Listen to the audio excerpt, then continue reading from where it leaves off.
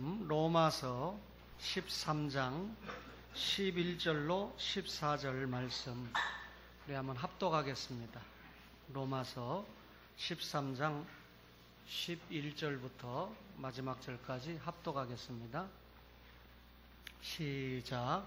또한 너희가 이 시기를 알거니와 자다가 깰 때가 벌써 되었으니 이는 이제 우리의 구원이 처음 믿을 때보다 가까웠음이라.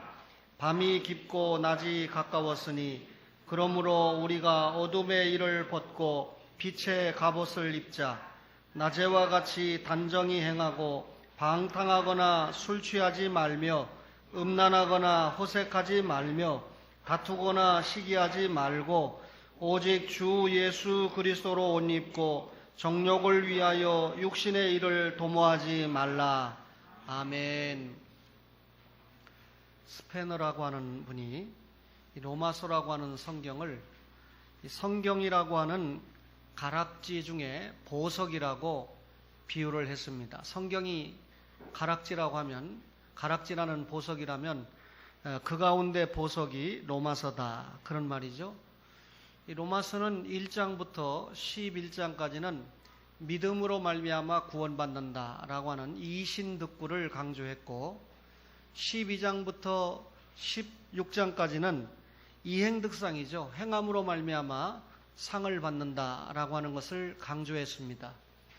여러분과 제가 신앙생활을 한다는 것은 예수님을 믿고 생활하는 것인데, 이 신앙, 교리적인 면과 생활, 이 기독교 윤리적인 면을 아주 잘 표현한 성경이 로마서라고 생각을 해서 스페너가 보석이라고 표현을 하지 않았나, 그렇게 생각을 합니다.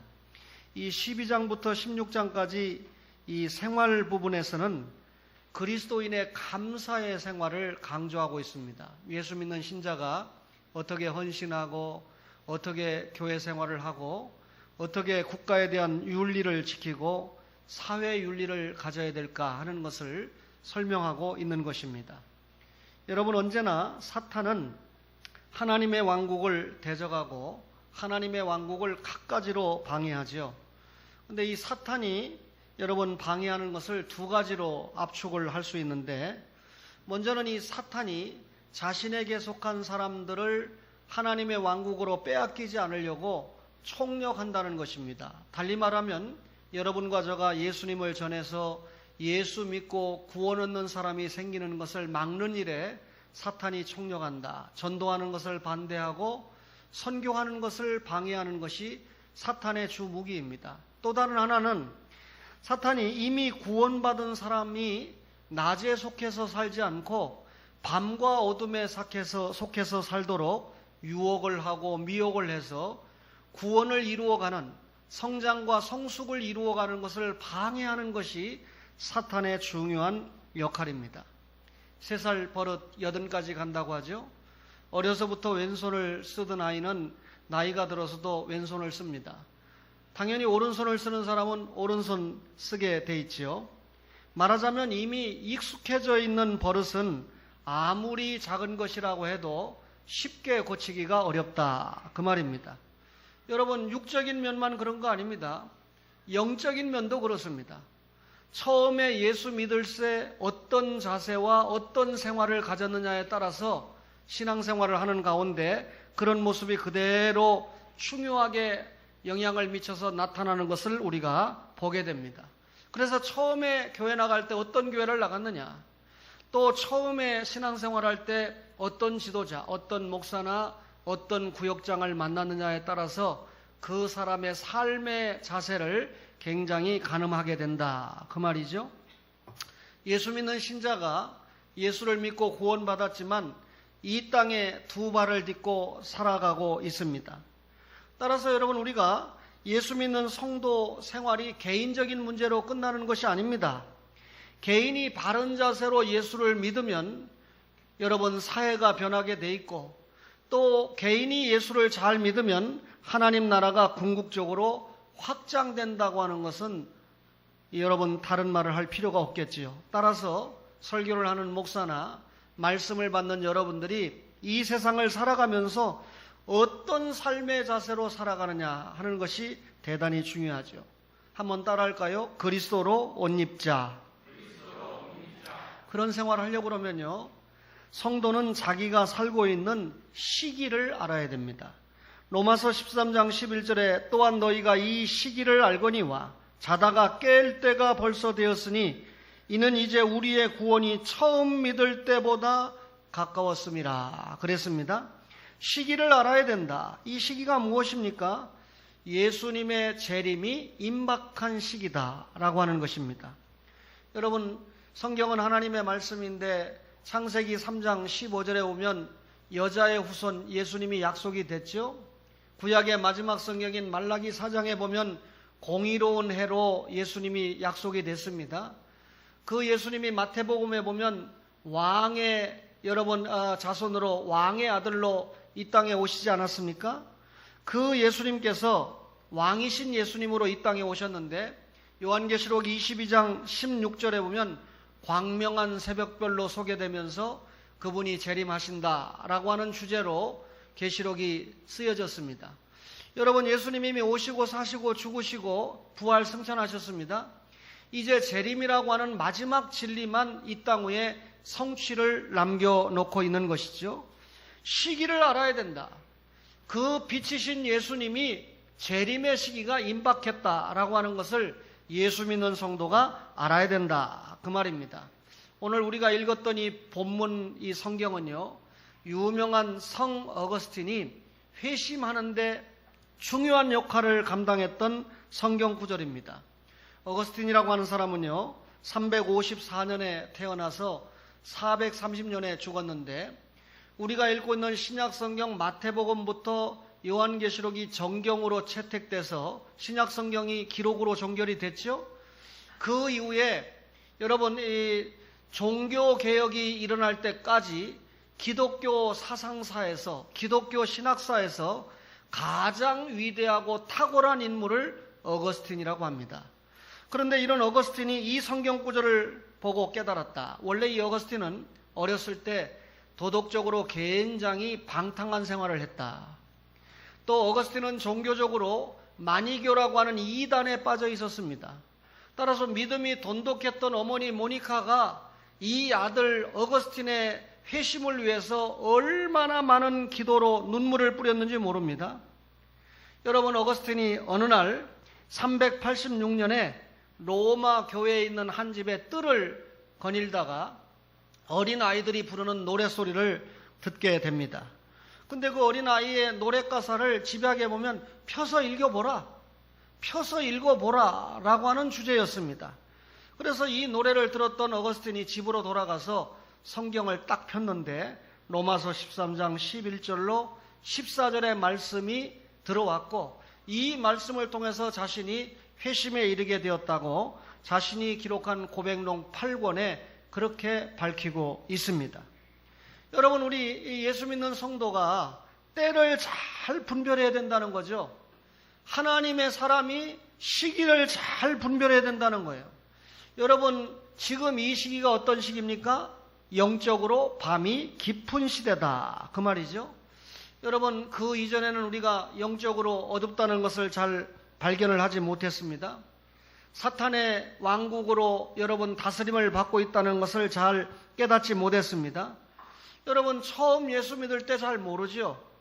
근데 예수를 믿고 말씀을 깨닫고 신앙생활을 굳건하게 감당하면서 참 영적으로 말세다, 영적으로 참 깊은 밤이 이때다 하는 것을 여러분과 제가 깨닫게 되지 않습니까? 따라서 여러분, 우리가 속한 시대가 영적으로 얼마나 어두운 시대인가를 우리는 깨닫고 있습니다. 사실 여러분, 과거에 비하면 육신적으로는 잘 사는 시대가 되었죠. 우리나라가 여러분 과거에 비해서 의식주 문제도 그렇고 정치, 경제 여러 가지 면에서 얼마나 많은 발전을 했습니까? 사람들이 얼마나 편리하게 살고 있습니까? 여러분, 풍요로운 삶을 살고 있음에도 불구하고 비록 육신은 풍요로운 삶을 살고 있는지 모르지만 영적으로는 과거보다 더 핍절해 있고 말씀으로 무장되어 있지 못한 영적인 암흑의 시기를 통과하고 있는 것을 우리가 깨달을 수 있습니다. 이 말씀이 기록된 사도 바울이 살던 시대도 동일했다는 것입니다. 로마는 강한 제국을 건설했습니다. 오죽하면 팍스 로마는 아닙니까? 로마가 전쟁을 일으키지 않으면 주변 나라는 힘이 없으니까 그저 조용히 살 수밖에 없어요. 평화롭게 살 수밖에 없습니다. 이 로마 시대 때 정치, 경제 모든 면에 있어서 여러분 발전을 했습니다. 사람들이 이전보다 편리하게 살 수 있었습니다. 여러분, 그런데 그 시대를 향해서 말씀을 기록할 때 뭐라고 그랬습니까? 이제 우리의 구원이 처음 믿을 때보다 가까웠다 그러면서 시기를 알아야 된다. 그 시기가 어떤 시기였습니까? 영적으로 굉장히 참담한 시기였다는 것입니다. 여러분, 예수 믿는 신자는 밤과 어둠에 상관없이 살아야 되는데 예수 믿는 신자임에도 불구하고 부득불 이 세상에 살다 보니까 밤과 어둠과 접촉해서 살 수밖에 없어요. 근데 이 밤과 어둠을 살면서 우리가 여러분 낮으로 바꾸는 작업을 해야 되는데 낮에 살지 못하고 예수 믿는 신자임에도 불구하고 자꾸 밤으로 어둠으로 빨려 들어가는 그 모습을 바울이 진단하고 있는 것입니다. 왜 여러분 예수 믿는 신자가 밤과 어둠으로 빨려 들어갑니까? 하나님에 대해서 무지하기 때문에 그렇습니다. 왜 영적으로 타락합니까? 여러분, 하나님 구속 역사를 볼 눈이 없기 때문입니다. 결과적으로 하나님 멀리 떠났으니까 영적으로 암흑을 즐길 수밖에 없지요. 여러분, 우리가 하나님에 대해서 잘 모르면 자기 자신에 대해서도 잘 모릅니다.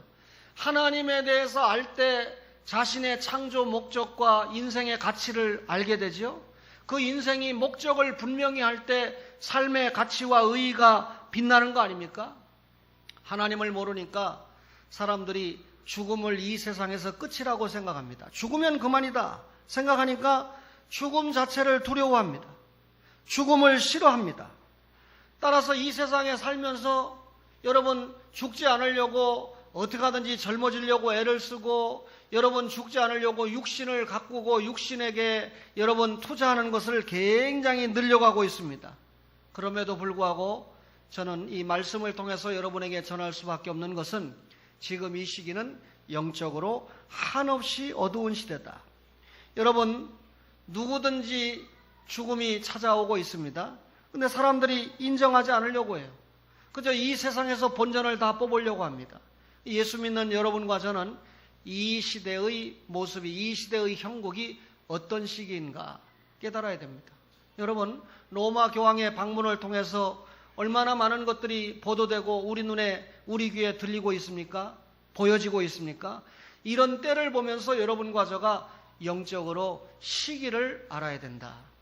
그리스도로 옷 입으려고 하면 어둠의 일을 벗고 빛의 갑옷을 입어야 합니다. 로마서 13장 12절에 밤이 깊고 낮이 가까웠으니 그러므로 우리가 어둠의 일을 벗고 빛의 갑옷을 입자 그랬습니다. 벗어야 할 옷이 뭡니까? 여러분, 우리가 전도와 선교를 하려고 하는데 방해가 되는 사탄의 옷 벗어야 되겠죠? 또 성도들을 믿음으로 양육시키고 성숙시키려고 하는데 방해가 되는 옷을 벗어야 되겠죠? 그러면 입어야 될 옷은 무엇입니까? 하나님 나라 확장에 합당한 경건의 옷을 입어야 되겠죠. 나 때문에 하나님의 나라가 확장되도록 하는 옷을 입고 사람들에게 보여주어야 된다. 그 말이죠. 밤이 깊고 낮이 가까웠다고 그랬습니다. 여러분, 요즘 세상은 얼마나 더러운 음모들로 가득 차 있습니까? 정치계가 그렇고 경제계가 그렇고 여러분 교육에 이르기까지 온갖 부정적인 수단들이 동원이 돼가지고 정말 얼마나 혼란스러운지 모릅니다. 여러분, 바울이 살던 로마 시대도 동일했습니다. 그래서 바울은 성도들에게 어둠의 일을 벗고 빛의 갑옷을 입자 이렇게 외쳤던 것입니다. 세상이 아무리 더럽고 세상이 아무리 추하고 영적으로 타락한 모습을 보인다 할지라도 예수 그리스도의 십자가로 말미암아 구원받은 성도는 이 세상의 사람들과 다른 모습을 보여야 된다. 그것이 무엇이냐? 빛으로 무장해야 된다. 어둠을 벗어버려야 된다. 어둠의 세력, 마귀의 세력들이 감히 성도들의 마음과 생활에 틈타지 못하도록 빛의 갑옷으로 무장을 해야 된다. 그 말입니다. 우리가 비록 어둠에 살고 있지만 낮의 자녀로 살아야 된다. 그것이 실체라는 거죠. 여러분, 세상 사람들이, 예수 안 믿는 불신자들이 별 생각 없이 하는 행동들이 사실상 여러분과 저에게는 굉장히 어두운 악의 일이 되는 경우가 많습니다. 성도는 하나님의 자녀들이죠. 따라서 세상의 일들과 하나님의 것들이 상충이 된다거나 갈등을 일으킬 때는 여러분과 저가 세상의 일을 과감하게 버리고 하나님의 것을 택할 수 있는 그런 결단이 있어야 된다는 것이죠. 세상 사람들이 다 그렇게 사는데, 남들이 다 그렇게 사는데 예수 믿는 우리만 그렇게 살면 우리만 바보지 뭐. 아닙니다. 그런 바보들의 행진에 하나님께서는 엄청난 축복을 예비하고 있다는 사실을 깨닫기를 바랍니다. 따라서 어두움의 일을 벗고 빛의 갑옷을 입을 때 우리가 그리스도로 옷 입는 생활인 줄로 믿으시기를 바랍니다. 한번 따라할까요? 그리스도로 옷 입자. 무슨 말입니까? 성도는 낮에와 같이 단정히 행해야 된다. 그 말입니다. 로마서 13장 13절에 낮에와 같이 단정히 행하고 방탕하거나 술 취하지 말며 음란하거나 호색하지 말며 다투거나 시기하지 말라 그랬습니다. 낮에와 같이 행해라. 그 말은 여러분 지금이 뭐라는 말입니까? 밤이라고 하는 것을 간접적으로 알려주고 있는 거죠. 지금 우리가 밤을 통과하고 있지만 낮에 살고 있는 것처럼 살아야 된다. 그 말이죠. 실제로 너희는 영적으로 밤에 살고 있지만 낮에 살고 있는 것처럼 행동하고 말하고 처신해야 된다. 그 말입니다. 그게 뭡니까? 술 취하거나 방탕해서는 안 된다는 거죠. 방탕이라는 게 뭡니까? 여러분 이 식욕, 그리고 여러분 이 몸의 이 쾌락을 위해서 정도 이상으로 취하는 것을 우리가 방탕이다. 식욕이나 자기 육신을 위해서 정도 이상으로 취하는 것을 방탕이다 그랬습니다. 술 취하는 거 다 알죠? 여러분 예수 안 믿는 사람들도요, 주색 잡기는 만 가지 악의 근본이다 이렇게 말합니다. 불신자들도 여러분 술 취하는 것이 잘못됐다는 것을 말하고 있습니다. 예수 안 믿는 사람들도 술 취함이 잘못된 것이라고 말할 정도라고 하면 하나님의 백성들이 술 취하고 방탕한 자리에 있다는 것은 말도 안 된다는 것이죠. 바울이 로마교회 성도들에게 지금 이런 권면을 하고 있다? 이 말은 무슨 말입니까? 로마교회 성도들 가운데 예수를 믿는다고 교회 안에 앉아있기는 한데 여전히 방탕한 생활을 하고 있고 여전히 술 취하는 생활, 다시 말하면 예수 믿기 전에 가졌던 습관과 자세를 그대로 유지하고 있다는 것을 우리에게 알려주고 있는 것입니다. 처음에는 몰라도요, 시간이 지나면 지날수록 여러분 세상적인 습관이 자기의 신앙을 얼마나 망치는가. 믿음이 성장해야 되는데 세상적인 습관이 발목을 잡습니다. 세상에서 가졌던 술 취함과 방탕이 성숙해지는 영혼을 여러분 막아서고 있습니다. 여러분 술 취함이나 방탕이라고 하는 건 일종의 마취제죠. 여러분 이런 마취제가 예수 믿고 구원받았으면 그 영혼이 성장해야 되는데 성숙해져 가야 되는데 예수님을 닮아가야 하는데 자꾸 여러분 이런 세상적인 요소들이 나의 신앙의 성장을 막는 겁니다. 발목을 잡는 겁니다. 마취제에 빠져 있는 겁니다. 그래서 방탕하거나 술 취해서는 안 된다라고 사도가 정확하게 찍고 있는 것입니다. 여러분 예수 믿는 성도는 자신의 삶만 망가지는 게 아니에요. 목사가 망가지고 장로와 권사가 망가지면 여러분 자신의 삶만 망가지는 게 아니라 여러분 교인들의 삶을 망가뜨립니다. 하나님 나라 확장을 막는 게 됩니다. 여러분 왜 목사가 저래? 왜 장로가 저래? 한국교회가 왜 저래? 여러분 이런 소리를 들을 때 결국 어떻게 되고 있습니까? 하나님 나라를 교회가 망치고 있다는 이야기 아닙니까? 술 취함과 방탕은 동일합니다. 술 취하면 방탕하게 돼 있어요. 술 취하면 방탕한다? 일할 시간에 일 안 합니다. 귀중한 시간을 낭비합니다. 있어야 될 자리에 있지 않습니다. 아무런 목적도 없이 방황하면서 돌아다닙니다. 헤맵니다. 여러분, 성도라고 하면 이런 방탕함과 술 취함의 생활에서 벗어나야 된다. 그것이 뭡니까? 낮에와 같이 단정히 행하는 것이다. 하나님이 보고 있습니다. 사람들이 보고 있습니다. 낮에와 같이 단정히 행하는 술 취함과 방탕함을 벗어버리는 여러분과 저가 되기를 바랍니다. 낮에와 같이 단정히 행한다. 무슨 말입니까? 음란하거나 호색하지 않는다. 음란이라는 게 뭐죠? 무법한 성행위를 음란이라고 말하죠.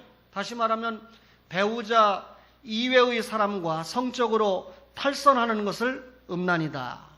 여러분, 밤이라고 하는 것이 음란을 조장해요. 어두움이라고 하는 것이 음란의 분위기를 만들어줍니다. 온통 탈선의 분위기를 만들죠.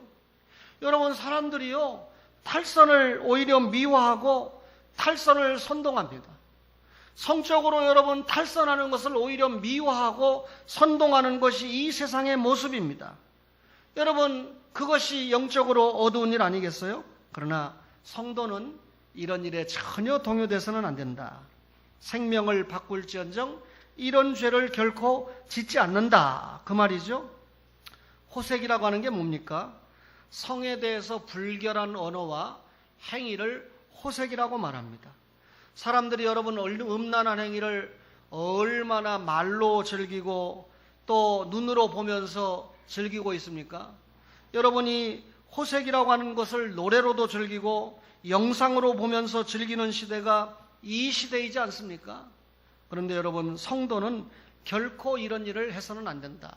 음란과 호색에 빠져서는 안 된다. 또 성도는 다투거나 시기하지 않아야 됩니다. 여러분, 다툼이라고 하는 것은 여러분 이 감정의 격정을 통한 생존 경쟁에서 나타나는 모습이죠. 여러분, 자신이 살기 위해서 남을 쓰러뜨립니다. 우리가 유도나 레슬링을 보면 상대 선수를 쓰러뜨려야 승리하지 않습니까? 여러분, 이건 운동 경기입니다. 문제는 우리가 삶의 현장에서도 상대방을 쓰러뜨리려고 그래요. 매장하려고 그래요. 무조건 넘어뜨리려고 합니다. 이런 모습이 팽배해 있지 않습니까? 우리가 여러분 생존 경쟁의 현장에서 여러분 심지어 형제와 형제끼리도 경쟁하는 그런 기가 막힌 시대에 살고 있지 않습니까? 시기라고 하는 건 뭡니까? 남이 성공한 것에 대해서 편견을 가지는 것이 시기입니다. 다시 말하면 남의 행복을 도무지 원치 않는 마음이 시기예요. 그러니까 사촌이 땅을 사면 배가 아픈 것이 아니라 사촌이 땅을 사면 아예 죽어버리죠. 너무 배가 아파가지고 어떻게 그럴 수가 있는가. 시기가 팽배해서 그렇죠. 여러분, 성도는 이런 다툼과 이런 시기를 갖지 않는다. 그 말입니다. 그것이 낮에와 같이 단정히 행하는 것이다. 그 말이죠.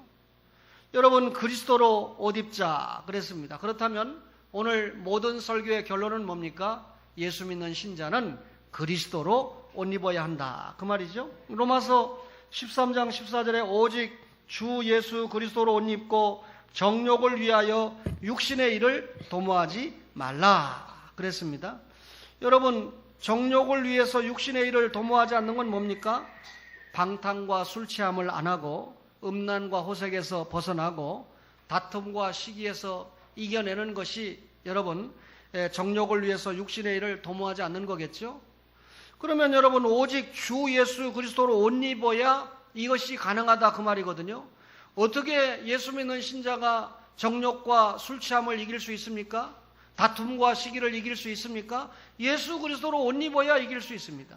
그럼 예수 그리스도로 옷 입는다는 말이 무슨 말입니까? 복음과 함께 사는 거죠. 다시 말하면 예수 그리스도를 정확하게 믿고 그리고 그 믿음 안에서 생활하고 그러면 예수를 믿는 믿음과 생활의 일치를 통해서 전투장에 나가는 겁니다. 여러분, 예수 믿으라고 하는 전도 아무나 할 수 있는 게 아니죠. 전도해라 그러면 니나 믿어라 이렇게 나올 수 있죠. 전도할 수 있는 자격자가 누굽니까? 신앙과 행위가 일치되는 분 아니겠어요? 그분이 예수 그리스도로 옷 입은 사람 아니겠습니까? 예수 믿는 성도가 어떻게 이 어두운 세상을 하나님의 사람으로 살아갈 수 있을까요? 이 어두운 세상에서 어떻게 하면 하나님을 기쁘게 하고 어떻게 하면 이웃을 변화시키는 삶을 우리가 살아갈 수 있을까요? 오늘 성경은 원론적인 방법 하나, 예수 그리스도로 옷 입어야 된다. 여러분과 저가 예수 그리스도로 옷 입는 것 외에는 다른 비결이 없다. 에베소 6장 13절 이하에 보면 성도는 하나님의 전신갑주를 입어야 된다. 하나님의 전신갑주가 뭡니까? 말씀의 갑주 아니겠습니까? 따라서 여러분, 하나님의 말씀 속에서 우리가 여러분 힘을 얻고 성령의 권능을 체험하고 하나님의 말씀 속에서 하나님의 형상을 회복하고 하나님의 말씀 속에서 너 성결케 위해 여러분 성결한 삶을 살고, 그죠? 여러분, 이렇게 성결한 삶을 살고 하나님의 말씀 속에서 승리할 때 우리가 육신의 일을 벗어버리는 겁니다. 하나님의 능력을 입는 겁니다. 진리의 말씀으로 무장하는 것입니다. 너희는 정욕을 위하여 육신의 일을 도모하지 말라. 여러분, 세상 직업 갖지 말라는 말입니까? 세상적인 일을 하지 말라는 말입니까? 절대 그런 말 아닙니다. 내 육신을 추구하기 위하여 내 몸을 거기에다가 내어주지 말라, 그 말입니다. 말하자면 우리의 육신이 약한 것이 아니고 정욕을 충족하기 위해서 여러분 움직여질 때 죄악이 되는 것이다. 다시 말하면 영혼과 구원받은 영혼과 아직 구원받지 못한 육신이 우리를 이루고 있는데, 구원받은 영혼이 육신을 끌고 가야 되는데 구원받은 영혼을 육신이 아직도 끌고 가는 상태일 때 그 사람이 어떤 사람입니까? 여전히 정욕을 충족시키는 육신에 속한 사람이다, 그 말입니다. 성도는 이제 정욕을 위해서 육신의 일을 도모하면 안 된다는 거죠. 예수 그리스도로 옷을 입었으면, 여러분, 이 로마 교황이 왔는데 과거의 교황보다 청빈한 삶을 추구하니까 굉장히 화려한 옷, 바벨론 우상 옷 같은 거 안 입고, 그게 구약 제사장들이 입는 옷 아닙니다. 바벨론 우상 종교에서 나온 옷을 입는데 과거의 교황들은 화려한 옷을 입음으로 자신이 교황이다라고 하는 것을 이렇게 여러분 나타내지 않습니까? 여러분과 저가 예수 믿는 신자로서 그리스도의 옷을 입었다. 우리가 그리스도의 옷을 입었다면 그리스도의 옷을 입은 사람답게, 답게라는 말 잘 알죠, 여러분? 그렇게 살아야 되지 않겠어요? 지금 온 사람이 프란치스코래요.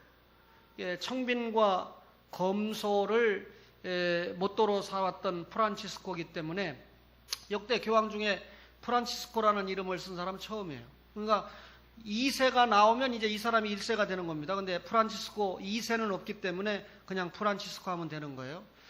로마 교황들이 절대로 베드로라는 이름은 못 쓰게 돼 있어요. 초대 교황이 베드로이기 때문에. 그러나 가장 많이 사용하는 이름이 요한이죠. 그 다음에 많이 사용하는 이름이 바울이죠. 어떤 사람은 요한도 좋고 바울도 좋으니까 요한 바울이라고 쓰기도 하죠. 지가 요한이라고 쓴다고 사랑의 사도 요한이 됩니까? 여러분, 프란치스코가 왔어요.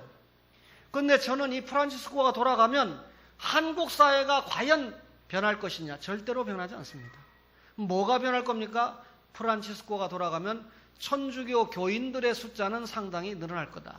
540만 명이라고 보고되고 있는 천주교가 숫자적으로 굉장한 보고가 될 것이다. 1517년에 마르틴 루터가 교회개혁을 일으켰는데, 마르틴 루터가 교회개혁을 일으키기 전에 개혁자들이 많이 있었어요. 영국의 위클리프라든지 보헤미아, 지금 체코의 그 허스라든지, 혹은 여러분 이 에크하르트라든지 하일리 수수라든지 경건한 신비주의자, 여러분이 잘 아는 버나드, 이런 사람들이 다 종교개혁 이전에 천주교가 잘못 가고 있다는 것을 교리적으로 생활적으로 지적을 했던 아주 유명한 분들입니다. 1517년에 종교개혁이 일어났죠. 근데 1538년에, 그러니까 종교개혁이 일어난 얼마 뒤에 교황 바오로 3세가 개혁안을 이렇게 이 로마 교회에 있는 추기경들과 주교들이 교황 바오로 3세에게 개혁안을 보냈는데, 그 개혁안의 주 내용이 뭐냐면, 첫째가 성직 매매를 금해야 된다. 그 당시 로마 천주교가요, 오늘 말로 말하면 개나 소나 다 사제를 시켰습니다. 전혀 공부하지 않은 사람, 그리고 어린 아이들까지 돈만 내면 그냥 사제를 시켜주는, 그러니까 성직 매매를 금해야 된다. 이 종교개혁이 일어나고 난 다음에 천주교 자체에서 깜짝 놀란 거죠. 그러면서 또 하나 얘기한 게 대기세를 없애야 된다. 대기세가 뭐냐면요, 로마 교황청에서 만든 법인데, 로마 천주교 한 감독이 추기경이나 여러분 주교가 죽잖아요. 나이가 들어서 죽잖아요. 그럼 죽기 전에 가서 다음 사람을 찍습니다. 내가 죽으면 네가 다음에 추기경이다 혹은 감독이다 찍어놓고, 그때까지 내가 죽으면 네가 당연히 감독되니까 그때까지 기다리는 대기세를 내라. 세금을 받아가는 겁니다. 오늘날로 말하면 여러분 얼마나 천주교가 타락했는가. 사람을 얼마나 많이 죽였습니까? 종교재판이라는 마녀사냥을 통해서. 근데 내 탓이 하나로 끝납니까? 여러분 우리가 일본의 아베나 일본의 극 우파들에게 너희들 과거 역사를 반성해라, 죄를 반성해라 이렇게는 요구하면서 로마 천주교가 중세 1000년 동안 지은 죄에 대해서 회개하고 반성하라고 외치는 목사는 신재철 목사밖에 없는 것 같아요. 이게 참 답답합니다. 그러니 여러분, 제가 좀 힘이 딸리니까 장로님들이 힘을 길러야 되고, 안수 집사님들이 힘을 기르고, 권사님들이 기도의 힘을 모아가지고 여러분 이런 운동이 좀 발산이 돼야 돼요. 여러분, 교황 얘기를 제가 조금 하고 있는데, 여러분 대기세 이거 없애야 된다. 얼마나 타락했습니까? 그런데 마르틴 루터가 이들보다 먼저 95개조 반박문을 통해서 95개조를 따졌잖아요. 그 중에 하나가 성 베드로 성당 문제예요. 성 베드로 성당 질 때 얼마나 사람들에게 돈을 많이 가져가고 면죄부를 팔아먹고 못된 짓을 했습니까? 그러니까 루터가 그러는 거예요. 야, 이 로마의 베드로 성당을 짓는데 독일에 있는 성도들이 베드로 성당에 가서 예배드리냐? 우리는 베드로 성당 못 가니까 가까이 있는 데서 예배를 드려야 되니까 그냥 살아있는 성전, 다시 말하면 마을에 예배당을 져라. 왜 로마에다가 베드로 성당 짓는다고 그렇게 날리고 백성들을 그렇게 괴롭게 하느냐? 얼마나 멋진 말입니까? 그 다음에 두 번째는 로마 교황이 얼마나 돈이 많으냐? 로마 교황 네 돈 가지고 좀 마을에 성당 좀 짓지, 왜 교황은 그렇게 부자고 그렇게 이 타락한 삶을 사느냐? 이걸 지적을 했습니다, 마르틴 루터가. 그러면서 마지막 결론이 양들의 가죽과 살과 뼈로 베드로 성당을 지을 바에야 베드로 성당이 재가 되어 타버리도록 내버려 두는 것이 낫다. 다시 말하면 성도들의 피땀 어린 수고와 눈물로 여러분 베드로 성당 짓는 것이 의미가 없다라고 하는 것을 지적을 했지요. 여러분, 마르틴 루터를 얼마나 목사들이 이렇게 이야기합니까? 제가 이게 동영상이 녹음이 돼가지고 참 제안을 많이 받는데, 한국에 여러분 불과 30년 뒤에는 다 여러분 이 판다고 내놓을 으리으리하게 진 예배당 건물을 진 목사들, 종교개혁에 대해서 말할 자격이 있어요, 없어요? 없습니다. 유리한 것들만 다 자기들이 활용해서 써먹고 행동은 하나도 안 따라오죠. 그러니까 뭡니까? 경건을 이익의 방도로 삼는 거죠. 천주교가 여러분 성경 떠난 종교입니다. 여러분 보세요. 나는 우리나라에 지금 예수님이 오셨나 착각하고 있습니다. 예수님이 오셔도 저렇게 높아질 수 있을까? 완전히 모든 구조가, 정치가, 여러분 불신자 세계가, 특별히 천주교 이 신자들의 세계가 몽땅 교황을 높이는데 혈안이 되어 있어요.